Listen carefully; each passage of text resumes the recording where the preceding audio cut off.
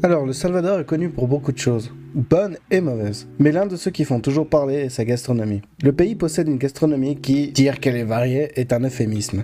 Mais parmi tant de plats typiques qui existent dans le pays, et parmi tant de façons de les préparer, celui qui se démarque le plus a toujours été et sera toujours la pupusas.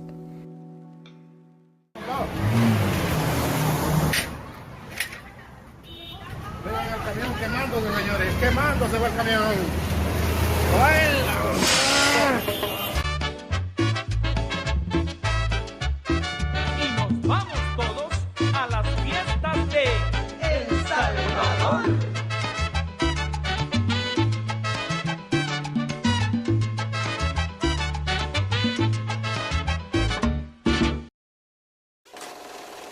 Le mot pupusa vient du nahuatl pupushua qui signifie enflé. Il doit son nom à la forme gonflée qu'il prend lors de la cuisson. Une pupusa est une pâte de maïs ou de riz dans laquelle différents ingrédients sont ajoutés pour lui donner sa saveur particulière. Les ingrédients les plus courants sont le fromage, les haricots rouges, la couenne de porc ou le porc. Il existe différentes variantes dans lesquelles vous pouvez ajouter des mûres, du poulet, de la courge, du loroco, c'est une espèce de plante originaire du Salvador, et même des crevettes pour certains endroits. Le pupusa est fait à base d'une pâte de tortilla. Donc une pâte de tortilla est faite à base soit de maïs, soit de farine de riz.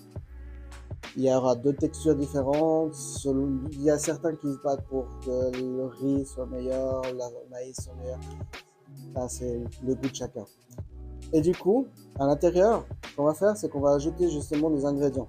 Après, on referme tout ça et on le met justement donc dans un grill qu'en général on appelle comal ici. Et ce grill, c'est ce qui va permettre de cuire non seulement l'extérieur, ça reste bien cuit, mais aussi l'intérieur pour que par exemple le fromage, qui est la base justement de tout ça, puisse fondre correctement. Lorsqu'il est cuit, grâce à la chaleur, il peut s'ouvrir et les ingrédients en sortent, ce qui donne aux pupusas cette caractéristique brûlée qui leur donne une meilleure saveur, puisque c'est normalement le fromage qui sort de la pâte et en même temps, au contact du fer, il brûle en lui donnant une saveur particulière. Alors, je sais qu'on me l'a pas demandé, hein, mais Leonardo DiCaprio a dit qu'il préférait la pupusas sur les tacos. Donc, You cannot live in LA and not love Mexican food. Platillo favorito mexicano. But you can't beat a taco. You can't beat a taco. You can't beat a taco. Taquito. I'm a pupusa man myself. Salvadorian. Okay. Let's Salvi here. A la gran puchica. Better than tacos to me. I gotta go with the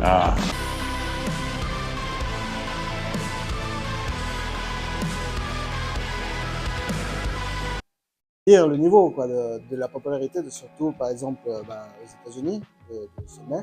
Maintenant, la première destination qu'on va faire, c'est la ville d'Oloquilta. C'est le berceau de la pupusa de riz. Oloquilta, cette petite ville, a axé son activité économique centrale sur le tourisme basé sur les coutumes culinaires. C'est ici que l'on prépare la plus grande variété de pupusas du pays. C'est même là que se prépare chaque année la plus grande pupusa du monde. Une pupusa qui détient un record Guinness avec un diamètre de 5 mètres et demi en 2016. Sa préparation a duré au moins 3 heures.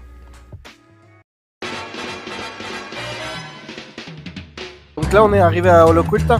Donc, on a déjà été servi. J'avais déjà enregistré, sauf que j'ai oublié d'allumer le micro. Donc voilà, top. En expliquant tout le processus. Mais en gros, là, on a la sauce. Là, on a une espèce de salade.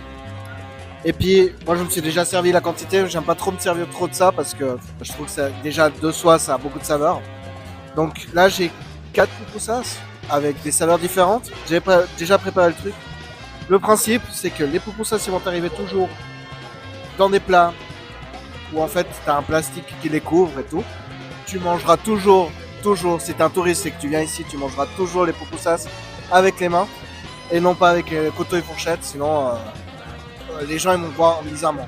Et ceux-là, peu importe ta classe sociale, hein. Tu peux être riche, tu peux être pauvre, tu peux être ce que tu veux, tu peux être le roi du monde, tu mangeras toujours avec les mains.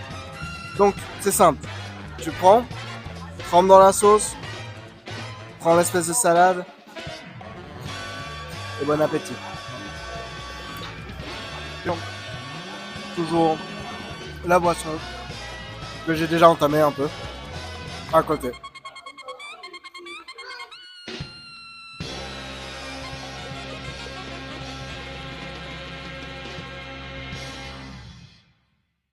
Le débat fait rage dans le pays pour savoir qui vend les meilleures pupusas. Nombreux sont ceux qui affirment que Olocuilta vend les meilleures pupusas du pays. Mais il y a quelques années, un rival digne de ce nom est apparu pour lui livrer une concurrence loyale.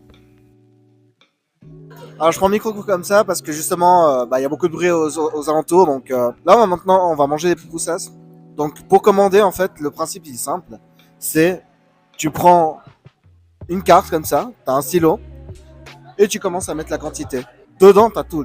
Littéralement, t'as les boissons, les types de café, t'as vraiment... Et après, derrière, t'as les types de pupusas, riz ou maïs. Donc, on va commencer à commander, prendre les choses, et puis on va attendre après le résultat.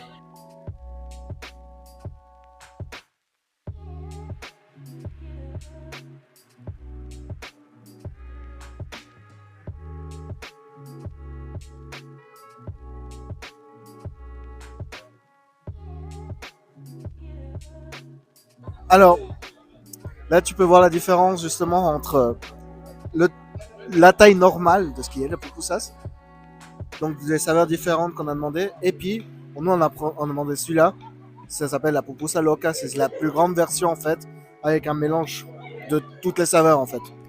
Donc avec ça tu te remplis quoi. Los Planes de Renderos est la deuxième ville la plus importante pour le commerce de la pupusa, à seulement 27 km de Olocuilta. Ooh, that's kind of small. Comme nous avons pu visiter les deux villes le même jour, en 40 minutes de route, nous avons dégusté les pupusas de Los Planes de Renderos. Techniquement, la variété des saveurs de pupusa qu'ils proposent est similaire, mais de nombreuses personnes considèrent que les pupusas de Planes de Renderos ont un goût différent et sans doute meilleur que celles de Olocuilta.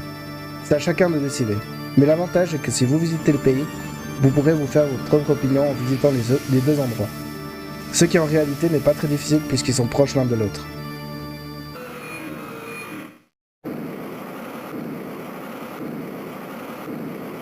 On a visité donc les deux lieux clés pour manger les pupusas. Il y a aussi beaucoup d'autres, évidemment, certains avec des prix moins chers, d'autres plus chers. Mais justement, c'est ça le but. On va voir, en comparant donc les deux, on peut carrément voir la différence de prix entre un lieu, donc le Planes de Renderos, et l'autre, Olocuilta. D'un côté, on a Los Planes, et de l'autre, Olocuilta. Il y a une grosse différence entre les deux. Donc, comme vous pouvez vous rendre compte, à Olocuilta, c'était moins cher. Et dans d'autres endroits, c'est encore moins cher. Il est important de vous dire que chaque deuxième dimanche de novembre, on célèbre également la journée de la pupusa. C'est à cette occasion qu'est préparée cette gigantesque pupusa. Mais revenons à Olocuilta. Qu'est-ce qui la rend si spéciale? Des rues entières sont remplies de boutiques vendant des pupusas et des plats typiques. Si vous voyagez en bus et passez par Olocuilta, des vendeurs montent à bord et de ces bus pour vendre des pupusas dans des sacs en papier, qui sont généralement les plus petits que ceux des locaux et se vendent régulièrement à 3 pour $1. Les prix varient en fonction de la variété et de la région où elles sont vendues. Pour vous donner une idée, dans des villes comme Olocuilta et Planes de Renderos, une pupusa peut coûter entre $1 et $2,50. En revanche, dans d'autres endroits, comme les villes où le tourisme n'est pas très développé ou les zones plus résidentielles, les prix peuvent varier de 25 centimes à 85 centimes par pupusas. En réalité, la vente est très adaptée à la zone démographique du pays, ce qui rend Olocuilta si spécial pour la vente de pupusas. Mais elles ne se mangent pas partout de la même manière. Les pupusas peuvent être consommées avec différentes garnitures. Par exemple, dans le centre et l'ouest du pays, les pupusas se mangent avec de la sauce tomate et du chou mariné, appelé curtido.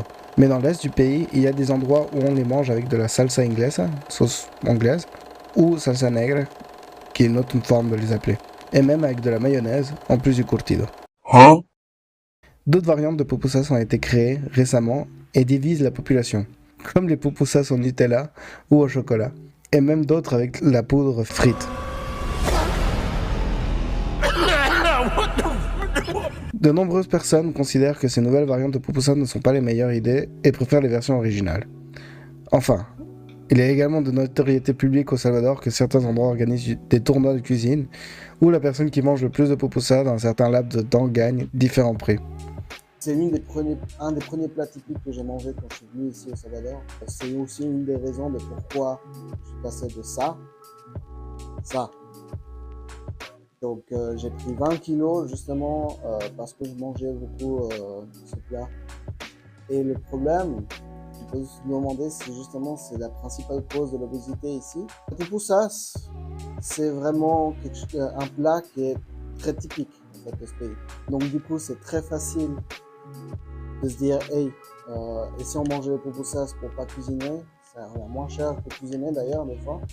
Et là le problème, mais on pourra voir si c'est une cause de l'obésité ou pas dans une autre vidéo. Ça, on compte faire plus loin. Aussi, c'est un plat qui est très facile à faire à la maison. Donc, par exemple, nous, on a été en Suisse, ma fiancée et moi et mes amis, et on a fait avec la farine de riz, aussi le maïs, mais celui de maïs n'est pas très conseillé pour ça, mais une farine de riz qui est justement donc à Coop, on l'a acheté, et il y a aussi à Migros. Puis faire justement le pupusas maison. C'est très facile. Si vous êtes intéressé à le faire, laissez un commentaire.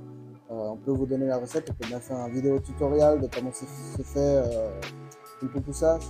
Donc dites-nous. Avec plaisir, on vous donne la recette. C'est très facile. Voilà, c'est donc la fin de cette vidéo. Merci beaucoup donc d'avoir vu cette vidéo. Si ça vous a plu, laissez un pouce en haut. Ça, c'est le typique message donc, des fins de vidéo, mais ça me permet de voir justement si ça vous plaît ou pas. S'il y a d'autres choses que vous voudriez changer ou d'autres choses qui vous intéressent, laissez toujours en commentaire. Partagez aussi avec tout le monde. Moi, ce serait un plaisir donc, de continuer à parler plus du Salvador. Surtout pour tout ce qui a changé ici, pour tout ce que ça m'a apporté aussi. Plein de choses qu'on ne se rend pas compte ce qui se passe ici. Et donc, ce sera un plaisir. Et bye!